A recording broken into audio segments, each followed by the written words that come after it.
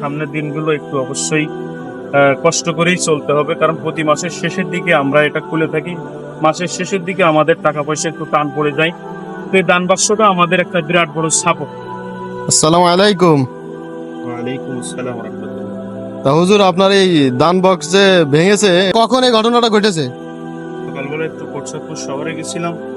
তো আমার একজন সহকারী শিক্ষক আমাকে ফোন দিয়ে বলল যে হুজুর, আমাদের দান বাক্স তো তালা ভেঙে ফেলাইছে, আর হচ্ছে ভিতরে কোনো টাকা পয়সা নাই, মাত্র 1 টাকার পয়সা 9 টাকা পাওয়া গেছে আর কি। তো যাই হোক, আলহামদুলিল্লাহ আমাদের এই দান বাক্সে আমাদের এলাকার মানুষ যথেষ্ট অনুদান দিয়ে থাকে। এই অনুদানের উপরে ভিত্তি করে আমাদের এখানে এটা লিল্লা বোর্ডিং এর দান বাক্স। তা আমাদের ছাত্রছাত্রীদের বেশ কয়েকদিন তাদের রান্না খাওয়া বাজারঘাট চলে এই দান বাক্সের টাকা। দুঃখজনক বিষয় হলো যে আমরা এই মাসে দান বাক্স খোলার আগেই আমাদের দান বাক্স থেকে টাকা তালা ভেঙে চুরি হয়ে গেছে।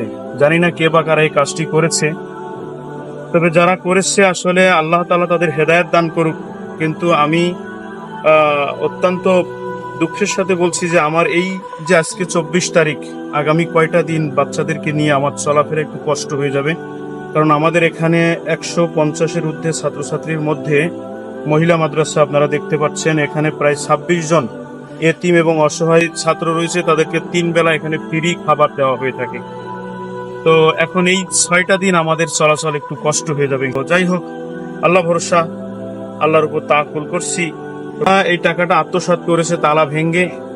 আমি আল্লাহর কাছে দোয়া করতেছি আল্লাহ তাআলা তাদেরকে হেদায়েত দান করুক। আর তাদের কাছে যদি আমাদের এই খবর যদি পৌঁছায়, তাহলে আমি বলবো যে ভাই, জীবনের মতো এভাবে এতিমের সম্পদ আপনি ভক্ষণ করবেন না। কারণ এতিমের সম্পদ, অসহায়ের সম্পদ আপনি যদি এভাবে ভক্ষণ করেন, তাহলে অবশ্যই আপনাকে জাহান্নামী হতে হবে।